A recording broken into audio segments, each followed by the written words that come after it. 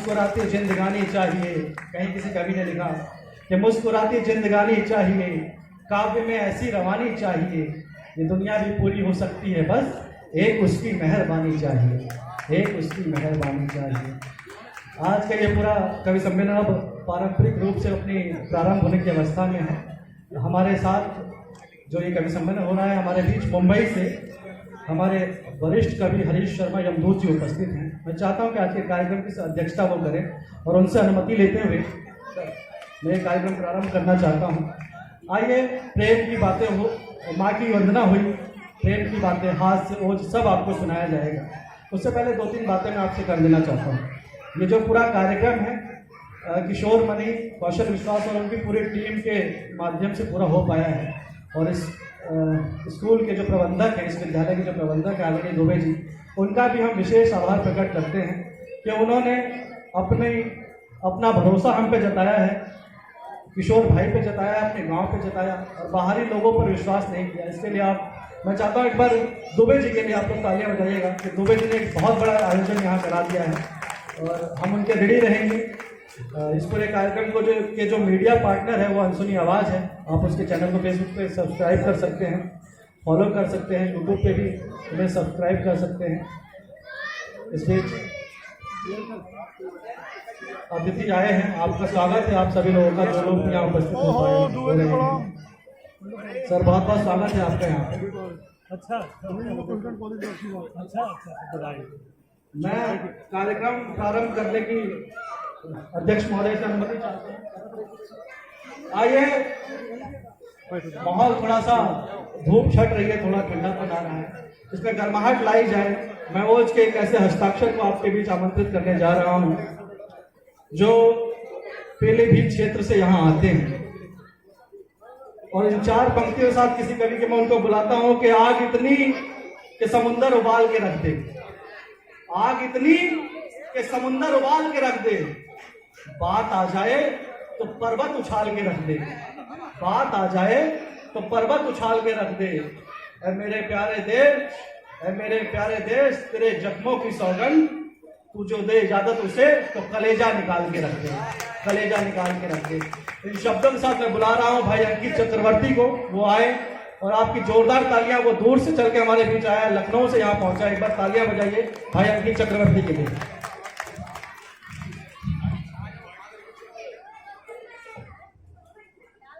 पीलीभीत की पावन बांसुरी की तरफ से मैं अंकित चक्रवर्ती आप सबको प्रणाम निवेदित करता हूँ, स्वीकार करिएगा। स्वागत है।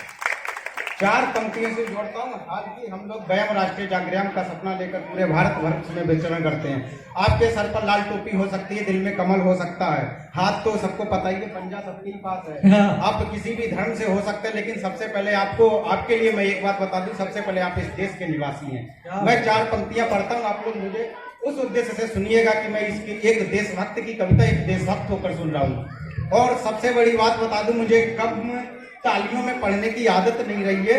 अगर कम तालियां बजेंगी तो हो सकता है कि मैं कविता भूल जाऊं, तो उसमें गलती मेरी नहीं होगी, क्योंकि कम तालियों में मेला दशहरा में आप लोगों ने इतनी कह दूं जी, कभी भी तालियों के भूखे होते हैं, इसलिए इनको भोजन की आवश्यकता नहीं होती, तालियों की आवश्यकता होती है। कि वह जोरदार तालियां एक बार। तो मैं 4 पंक्तियां पढ़ता हूं, मैं जुड़ना चाहता हूं, एक विश्वास आपको देता हूं कि आप लोग जब तक मन से सुनेंगे तब तक मैं कविता सुनाऊंगा। अब देखना ये चाहता हूं कि आपके अंदर ताकत ज्यादा है सुनने की या मेरे अंदर ताकत ज्यादा है सुनाने की। मैं 4 पंक्तियां पढ़ता हूं कि गोरी गोरी के गुलाबी गालों को भी मैंने गुलाब लिख डाला, बिखरे तितरे पन्ने थे जोड़कर उनको किताब लिख डाला, आंख उठाकर देखा था जिसने भी वतन पर मेरे, उनकी छाती पर जाकर इनकलाब लिख डाला,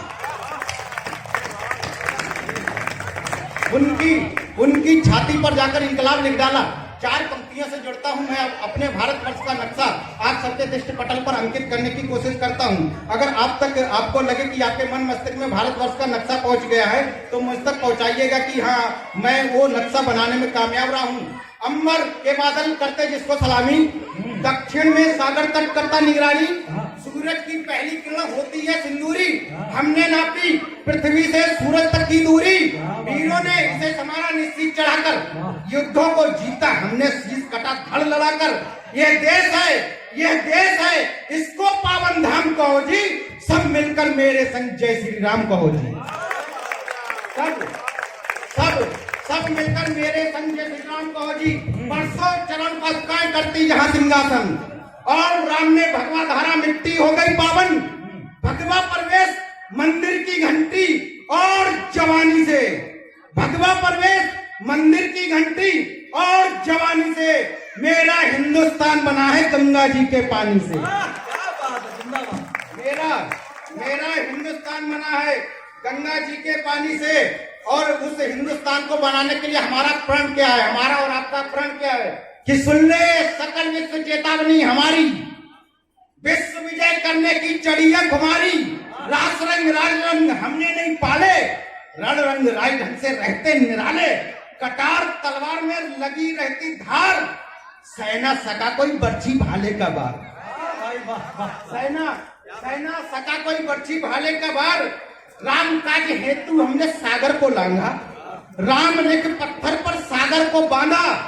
कृष्ण के इशारों पर कुरुक्षेत्र बनता, धर्म हेतु अपनों पर गांडीव तनता। विवेकानंद बनकर के शिकागो को घूमा, सकल विश्व ने हमारे चरणों को चूमा। चाणक्य नीति रही है दुनिया पे हावी, लौटाए सिकंदर और मगरूर गाजी। और साहब इस देश में कासगंज हमसे ज्यादा दूर नहीं है। 26 जनवरी वाले दिन कर्फ्यू लग जाता है, चंदन को गोली मार दी जाती है। और हमारा बरेली जो अधिकतर हमने देखा है कि जहां आर्मी कैंप ही बना रहता है, जब देखो तब कर्फ्यू लग जाता है। केवल एक बात पे लगता है, कुछ लोग कहते हैं कि मैं वंदे मातरम नहीं बोलूंगा, कुछ लोग बोलते हैं कि मैं तिरंगे का सम्मान नहीं करूंगा, कुछ लोग कहते हैं कि मैं भारत को माता नहीं बोलूंगा। मैं 4 पंक्तियां पढ़ता हूं, आप सबसे जुड़ता हूं कि गाली दीजो माँ भारती को, गाली दीजो माँ भारती को जुआ काट निकालेंगे, खूनी संगीनों से भी इतिहास नया लिख डालेंगे। क्या बजरंगी का सीना दिखता तुमको फौलाद नहीं? हम सिंहों की संतान है, बाबर की औलाद नहीं। हम, आप लोग कमजोर पड़ रहे हैं कि हम सिंहों की संतानें हैं, बाबर की औलाद नहीं। राम का नाम जप लेने से सारे पाप मिट जाते हैं, अल्लाह को याद करूं तो भवसागर से तर जाते हैं। काश तुम भी सच्चे मन से पावन गंगा नहाते, सारे पाप तुम्हारे पहली डुबकी में धुल जाते। सारे सारे सारे पाप तुम्हारे पहली डुबकी में धुल जाते। जो काम सरकारों ने नहीं किया, चाहे कांग्रेस रही हो, चाहे भाजपा हो या सपा हो, जो काम सरकारों ने ना किया वो काम मैं करता हूं कि सारे पाप तुम्हारे पहली डुबकी में धुल जाते। पाकिस्तान जाओ, पाकिस्तान जाओ, पाकिस्तान जाओ, सर में वंदे मातरम कहने में खर्चा हमसे ले जाओ, आज जो पिज्जा लगने। क्या बात है? खर्चा हमसे ले जाओ, आज जो पिज्जा लगने में। और साहब हमारे भारतवर्ष का एक इतिहास रहा है कि 99वीं गाली के बाद 100वीं गाली पे शीश धड़ से अलग कर दिए जाते हैं। श्री कृष्ण जी ने एक इतिहास रच के दिखाया कि 99वीं गाली साइन करेंगे, 100वीं गाली के बाद शीश धड़ पे नहीं रहेगा। तब पंक्तियां पढ़ता हूं कि भारत माँ को गाली देने वालों केवल तुम इतना सुन लो, भारत माँ को गाली देने वालों केवल तुम इतना सुन लो, जितने दिन शेष बचे हैं एक एक करके इनको गिन लो, जितने दिन शेष बचे हैं एक एक करके इनको गिन लो। एक एक करके जिस दिन 100वीं गाली हो जाएगी, मां कसम इन जयचंदों की नस्ल मिटा दी जाएगी। मां कसम इन जयचंदों की नस्ल मिटा दी जाएगी। साहब मैं रुक करता हूं, जैसा कि हमारे पास हमारा कार्यक्रम की थीम है शहीद दिवस के उपलक्ष्य में हम एक जन्मदिन मना रहे हैं, तो मैं हालांकि मैंने बनर्जी जी पे तो कुछ ना लिखा है और कोशिश करूंगा कि अगली बार जब आऊंगा तो यहाँ नहीं, मतलब कहीं भी जाऊंगा, लेकिन इस उपलक्ष्य पे इस तारीख को याद करके इस दिन अगर मेरा कोई कार्यक्रम होता तो बनर्जी पे जरूर पढ़ूंगा। पर आज मैं चंद्रशेखर आजाद जी को जोड़ना चाहता हूँ आप तक कि चंद्रशेखर आजाद जब अल्फ्रेड में रहे होंगे, किसी ने जाके विदेशी हुकूमत को बता दिया कि जाओ अल्फ्रेड पार्क में चंद्रशेखर आजाद मिलेंगे। मेरी भूमिका समझना, आप लोग कविता समझ जाएंगे कि जाओ चंद्रशेखर आजाद अल्फ्रेड पार्क में मिलेंगे। तो कुछ लोग चंद टुकड़ियां चल देती हैं कि साहब अपने हुकुम को बोल के कि साहब मैं चंद्रशेखर आजाद को जिंदा पकड़ के आपके सामने लाऊंगा। अब ये बात चंद्रशेखर आजाद ने सुनी होगी, उनका स्वाभिमान खौला होगा कि मुझे पकड़ने कुछ गोरे चल दिए, तो उन्होंने एक उत्तर भेजा होगा जो उत्तर भेजा होगा मुझे नहीं पता क्या भेजा होगा, लेकिन अगर आपको लगे कि यही उत्तर रहा होगा उनका, तब मैं आपका समर्थन चाहता हूं कि किसी जयचंद के छलचंद ने काम किया, बोला आज अल्फेड में पाएंगे आजाद को, चंद सैनिक के कहकर के चल दिए, जीवित पकड़ कर लाएंगे आजाद को। चंद सैनिक के कहकर के चल दिए, जीवित पकड़ कर लाएंगे आजाद को। अब जवाब सुनिए कि चंद सैनिक के कहकर के चल दिए, जीवित पकड़ कर लाएंगे आजाद को। जब तक रहेंगी गोलियां मेरी पिस्टल में, जब तक रहेंगी गोलियां मेरी पिस्टल में, महाकाल देख लौट जाएंगे आजाद को। जब तक रहेंगी गोलियां मेरी पिस्टल में, महाकाल देख लौट जाएंगे आजाद को। सारी धरा कान खोल सुने और समझ ले, जीवित पकड़ नहीं पाएंगे आजाद को।